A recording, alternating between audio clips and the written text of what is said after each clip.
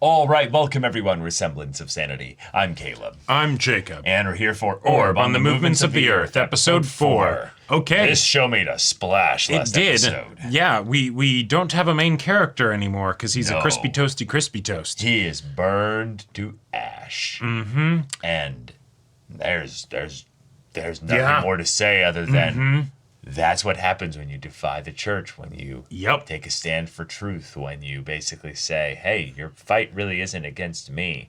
It's up against human nature, the curiosity to uncover the truth. Good luck fighting that. Yeah. I love the idea that at some point now we're going to time skip and we're going to have this kid's influence still like ringing true in people's minds and hearts and stuff. That's we get to be completely reintroduced to the show now, you know? Yeah. Because it's like, okay, all right. Prologue's over. Yeah, we had that 10-year time skip at the end of the previous episode, but like, who are the main characters now? Are they actually going to stay the main characters, or are those just characters we're following for now, right? Yeah. Who knows? The opening gave us a lot of promise in that regard, that we still have a large ensemble cast to eventually follow.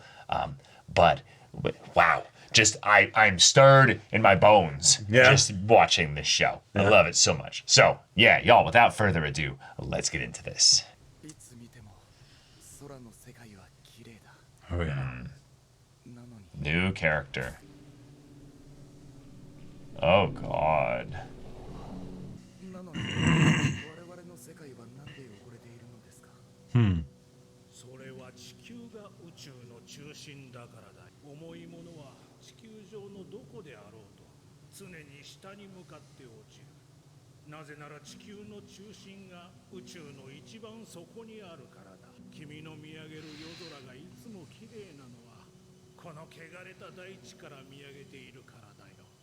Wow. Okay.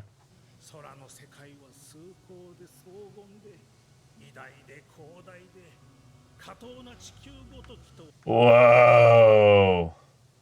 That's crazy. Okay. Oxy and Grass.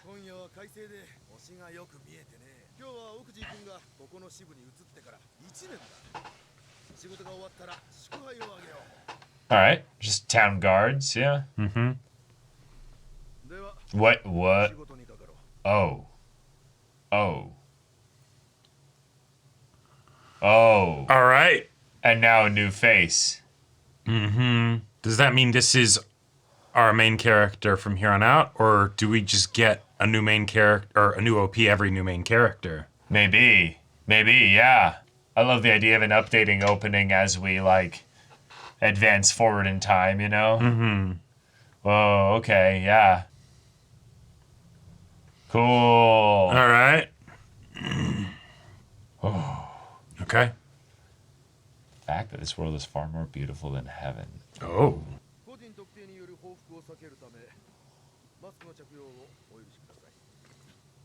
Whoa. What? This is like... Is it a duel or something? Well, a duel wouldn't make sense. Okay. Some actual fencing here.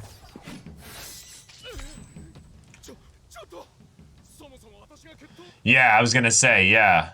Yeah, you challenge somebody. Whoa, gotcha. Yeah.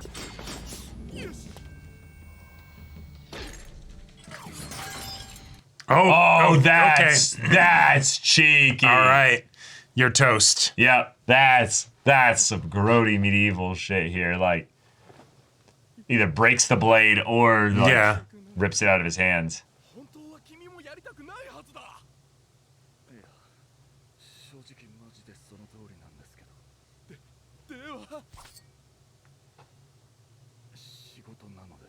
Damn.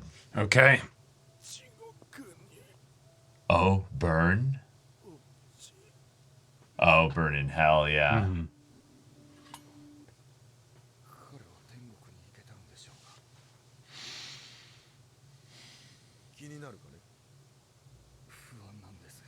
Oh. Oh.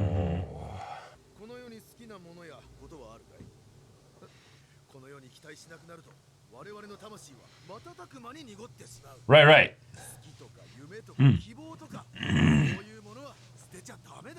This guy's tapping into something. Yeah.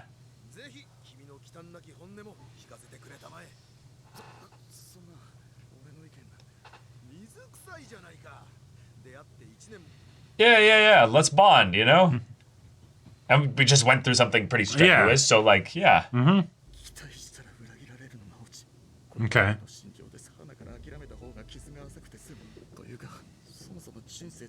Oh. Okay. Oh. Oh. Yeah.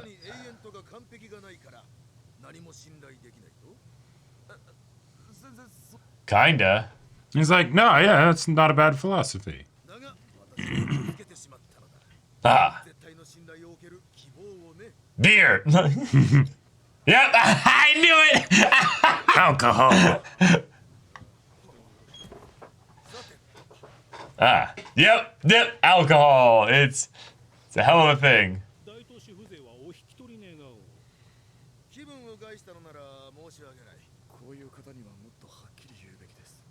Whoa.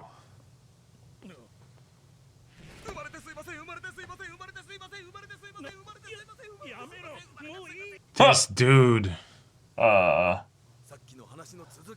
Okay. Let's try to get this guy a pep talk. Come on, yeah. Right. Oh, we're gonna talk about it over wine. A true philosopher. Oh.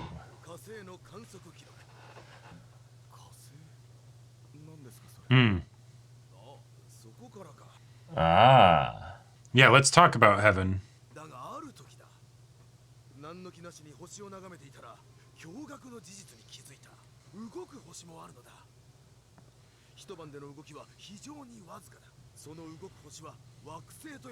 Yeah.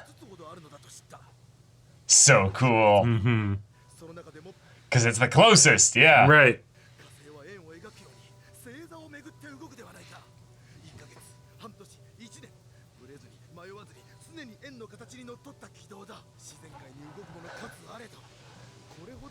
Right. It's incredible. It's beautiful.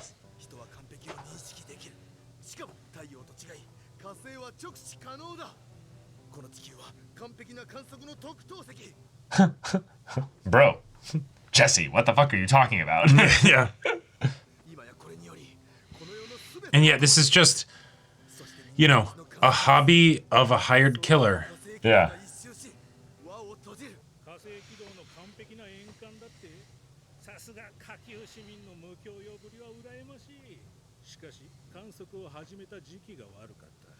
Really? What's that?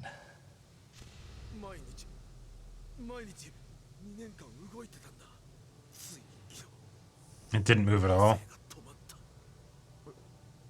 Oh. Because of where we are in the seasons and our path? Yeah. Oh, because the orbits are elliptical, or how we're observing them and all that? Yeah. It's at its furthest point. Right, it's going directly away from us, basically. Huh.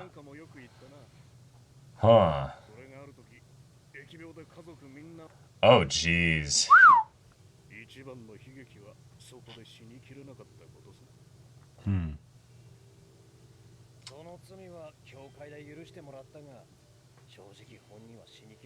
Oh, yeah. Okay. Survivor's guilt is a hell of a thing.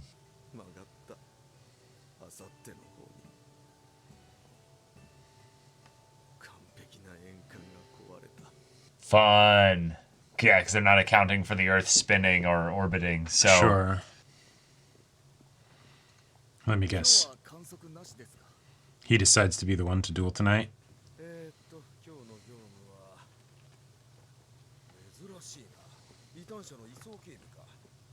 Oh. Okay. Wait. Oh. Here hey we there. Go. God, his voice is just so perfect for this. Oh, yeah. This character. It's so good.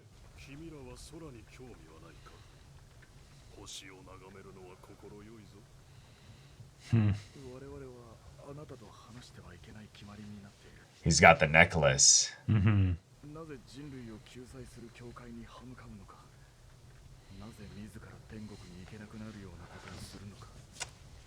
Dang, the church gives you salvation? Huh.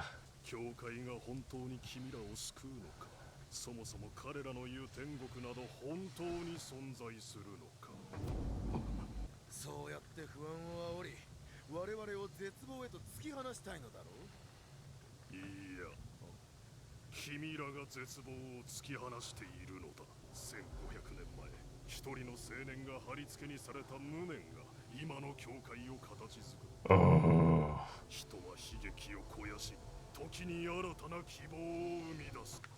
True.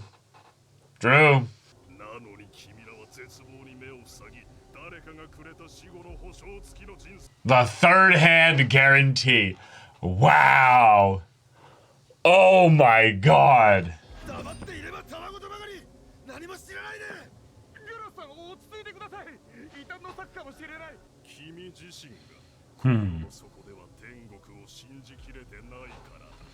Got him.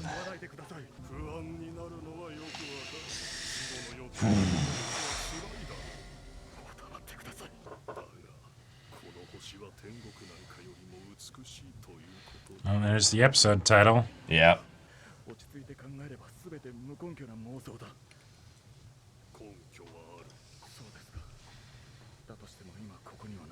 Ah.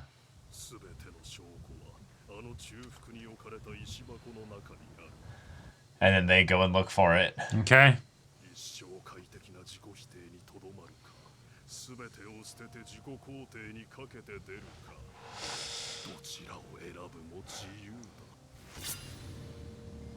Whoa. Oh. Yeah.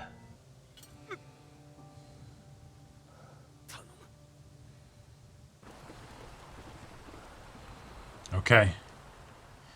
It was the please that caught my memory. Yep. All right. Okay. Yeah, we're in a truly new story here. Mm-hmm. Okay. Okay. We're following these two guys, Gras and Oxy. I really like them. They are very fun characters in that one very much doubts everything. Very much is like, no, I've come to realize a little bit more so that there's something that I can put my hope in. But he basically replaced the general kind of societal faith stuff side of things with a if you will, an almost fragile belief in a thing that's out there in the sky, and had the nothing you say can, change my mind or what have you. And then what do you know? By the end of the episode, someone said something and it changed his mind. Right. And then Oxy, who very much does not have the tragic backstory in a lot of ways that this guy has. Now, he did see that horrible stuff in the beginning of the episode when he was little. Yep. But he believes that while this world may be corrupt, evil, and awful, heaven is beautiful and full of hope. Therefore, he can put away in his mind and kind of compartmentalize all the stuff that happens here as being like, well, that's just my earthly pain, and then eventually I'll have heavenly joy, and I won't look away from that and focus on this other thing. Yeah. Mm-hmm. So it's fun to see the ways in which they're both kind of men of faith, but their faith is so fragile.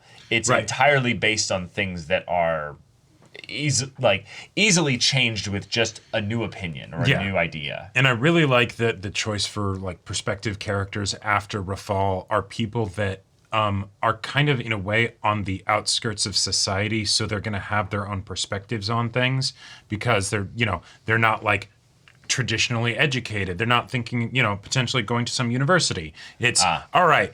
In between the duels that we attend with masks over our faces, right? Because we're not actually the people that were, supposed to be there, and we, kill people regularly. what do we think about life? Yeah. You know? And the idea What do you think about death? Right. Yeah. Yeah. And what does it mean to believe in something when, like believing in life after death is very different when, you're not experiencing it and dishing it out on a regular basis. Sure. Right.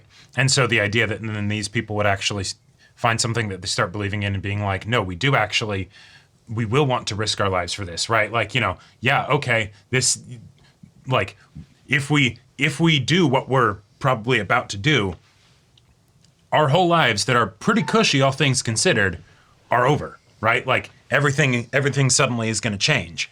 Well, so are they outskirts or do they have a cushy life? Like they are kind of dregs as far as like lifestyle goes. They have enough money to be able to go and afford stuff at the bar because they're guild members and stuff. But they're just masked bodies that are decently good at fencing to then go and kill people for the nobles, basically.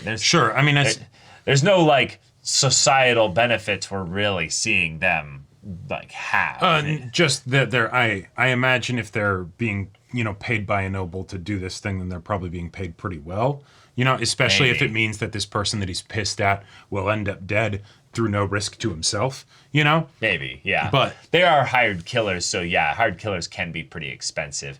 But the idea that they're part of an organization, like they're City Watch, they're not actually like specifically hired as that. It's more like they're City Watch that happen to also get hired. Right, they have this side job. Yeah. Right, they have this side job that they'll do, and it seems more like, if anything, City Watch in general get hired to do this. Like, because they're the people that are just going to be good at sword fighting, right? So it's like, hey, can we get somebody from City Watch that's good with fencing and good has enough, no but qualms also with killing people? Right, good enough, no qualms with killing people, and also probably, I'm guessing, fairly replaceable. Because it's that like this dude clearly did not know what he was getting into signing up for a duel. Right. He probably signed a contract of sorts of being like, you want to duel with me? An official challenge. This is how you do an official challenge. And somewhere it was a clause basically that the Count has the ability to hire somebody to be his champion. Yeah. In the same way that, if you're going to do a duel of some kind, from a legal sense, they're like, okay, if you win the duel, you get the reward of winning the challenge, which means the Count probably like owes you some kind of recompense of some kind. Well, usually, and this is a different universe, right? So, who knows what it is in this world, and also, 1500s and things like that. But from what I know of duels that were a bit later in history, is that you would always have the second, right? Yep. So that because it was a very like, all right. Well, it was a nobleman's thing. Yeah, Duels exactly. didn't happen with peasants. That was right. Yeah, and then it wasn't always to the death. Often it was to satisfaction, right? So okay, you make the person bleed. All right, I'm a little less pissed at you now. All right, cool, we can end this, right? Yeah. And then and then there'd be a physician on hand, right? To hopefully avoid, death and things like entirely. That, right? Yeah, maybe maiming and stuff would happen, but it wasn't, you're right, it wasn't necessarily always a death thing. Right. But this seems like it was something where maybe honor was besmirched. It wasn't just I'm pissed at you. It's no, I want you to either admit to doing something wrong, or you are going to pay me or recompense me in some way. So my dual way here is basically a way of getting justice. And so... Right. Now, this was another noble here, so who's to say, really? They could just exactly. Also have drunken brawl. And the fact that the duel was done in this way, and the people that he got to, fight the duel for him, wearing masks and things like that, that this, maybe a less reputable kind of duel, or duels have that different kind of reputation in society here or something. Yeah, potentially. But having these characters then be in this kind of shadier side of things, but having very different outlooks on life, one being filled with hope and the other one being filled with despair. But they're both looking towards the heavens in this world. And I like that from one aspect, Oxy very much does have the, I have a hope of heaven, basically. But every kill he makes, that hope drains away a little bit. Right. Because it's not about whether or not he believes that heaven is this wonderful place, because it's all he can hold on to. It's I'm not going to go there because I'm a murderer. I've done too many horrible things where eventually I have to wake up and smell the roses and realize if I believe in this, then I'm not going to get it. Right. I have to believe that these people are going to heaven because then that helps me sleep at night because that I'm doing a good thing. I'm sending you to a better place. Right. You know. Yeah. And you, when it comes to belief, the idea that you basically ignore reality and you substitute a thought pattern, a mindset for reality, you can do that temporarily in order to get something done. And I think that's very meaningful and actually like worthwhile a lot of the time. But when you do it as like a lifestyle thing and you actively, repeatedly ignore reality over and over and over again. Eventually the piper comes calling. Well, no, you just start to break. And I think that's what Oxy is that he's a broken man. He's just fully broken. Mm-hmm. And that's why he seems the most calm compared to Grass, is that his is truly broken. All it took was just that little bit of attacking the whole idea of heaven by the quote-unquote heretic, and he flipped immediately. Yeah. Whereas Grass had a little bit more of like no, I'm excited. Yeah. I have evidence too. I've got this special thing that I can observe and view. You're going to talk about the heavens? Great. I actually know a decent bit about that. Yeah, allow me to introduce myself. He pulls out his notes. I loved the idea that he brought up yes, it's going to form a perfect circle. So what he had been observing was the same diagram that the geocentric model had brought up of the loops as they come in that basically would almost form circles. Mm-hmm. But the reason why they won't is because they're not accounting for the Earth orbiting and spinning. So it looks like when a planet would come in to make a circle, it would loop back around and then continue back this way and never fully complete the circle, which we saw on the diagram in episode 1. So that's just really cool that we see an example of the lack of perspective making something look, in some ways, not beautiful for that specific character here. Yes, and yet, if you were to keep watching, then he'd see, it goes then back onto its path. Oh, and then it's the question of, wait, why does it do that? Because it was doing this wonderful perfect circle and then it didn't. Right, and rather it's than Right, it's because it hasn't really been forming a circle. You've been moving as well as Mars, so you've got a different perspective on this. The part, though, that really kind of got me really excited here, though, is this guy who, I'm just going to say it, he just feels like he could be an older Rafal. He's blonde. Mm-hmm. He's got the blue coat and everything. Now, obviously, Rafal's dead. Right, and this is only 10 years after. And this is only 10 years after. Right. Mm-hmm. So, no reason to assume anything here. But this noble basically says hey, I am sorry that you chose the wrong time to begin observation. Not the wrong time to have your observation tonight. Basically saying he knows that because of when you began, it's going to look like the beginnings of a circle based on when it started. Right. Yeah, exactly. He wouldn't have been building it up for, a year, 2 years, or, whatever, thinking that it's going to be this perfect circle, and it's actually not. Right. I just find it interesting that this noble knows enough to be knows enough about it to know this is a common misconception and you're about to be proven wrong in terms of right. I get the clown on the peasantry. Right. That's just really fun, but it also just gave me this eerie deja vu of if Rafal was alive, the idea of him having changed his identity or what have you, and hiding out as a nobleman or what have you, and being oh, you poor fool, don't know. What I think this represents is that kind of paranoia that the show is instilling in us, the audience, about who knows about heliocentrism, right? Right. And also who believes in it versus is trying to root out, people that believe in it, right? Yeah. Get the heretics. Yeah. You know, this dude. It's a dangerous subject matter that they're talking about. Exactly. But because they're just looking and they're not drawing any conclusions from it in terms of what it means about the model of the universe.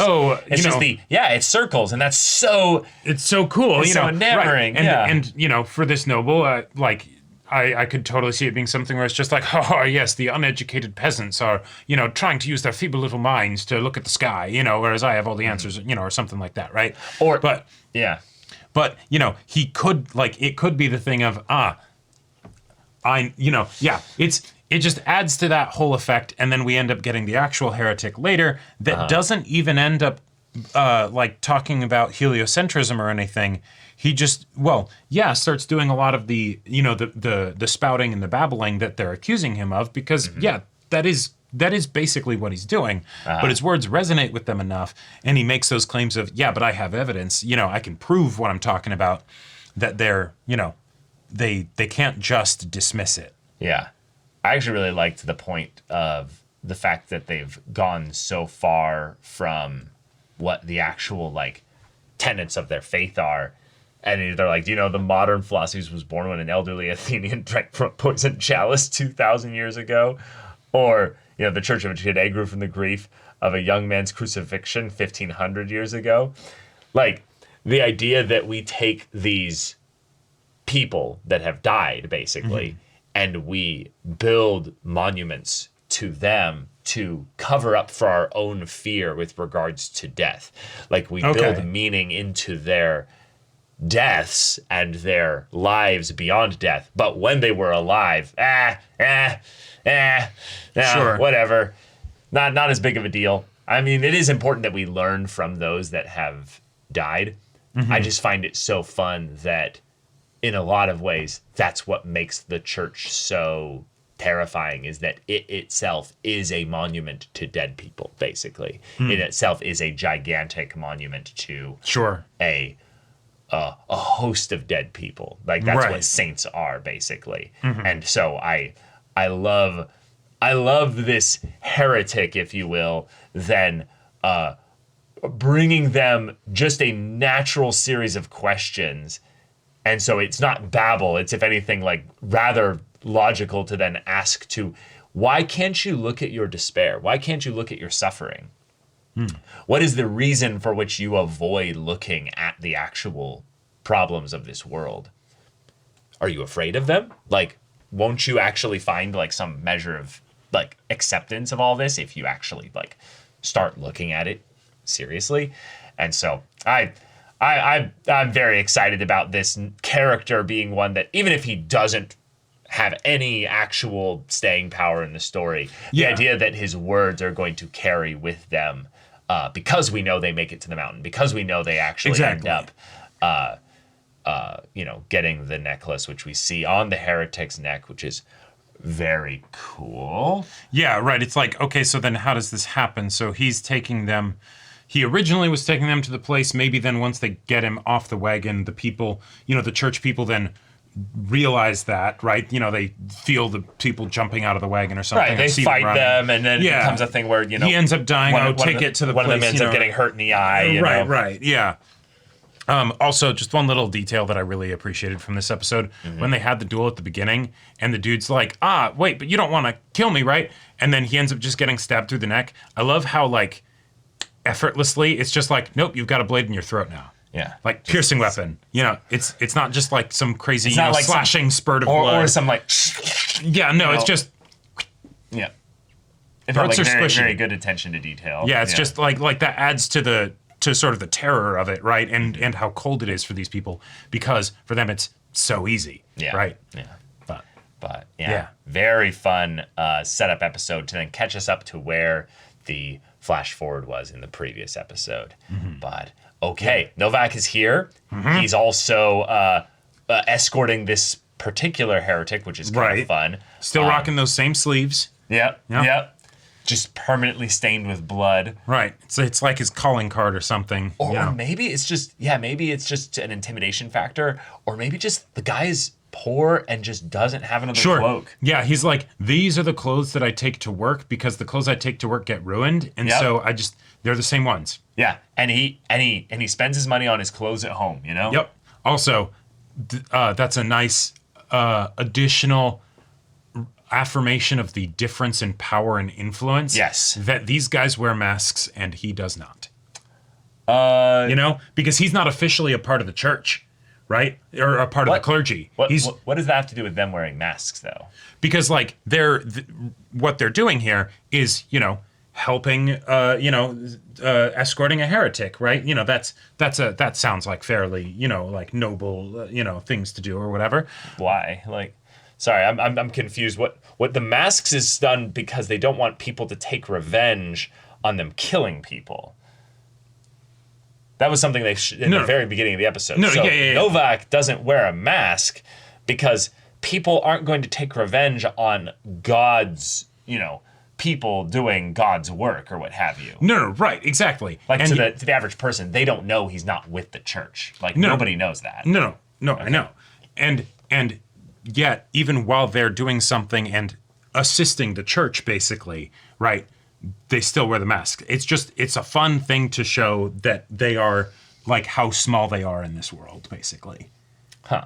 Okay. But all right, y'all, thank you so much for watching this episode's reaction and discussion. If you want to see the next episode's reaction and discussion right now, though, go check out the link in the description below for our Patreon. You get an early access there. You can watch full-length timer reactions there, and all this comes with Discord access, so you can chat with us in the community there about this show, about anime in general, and also be sure to check out our Twitch channel. See if anything that interests you. We'll see you there. But until then, we're Semblance of Sanity. I'm Caleb. I'm Jacob. And we'll see you all next time.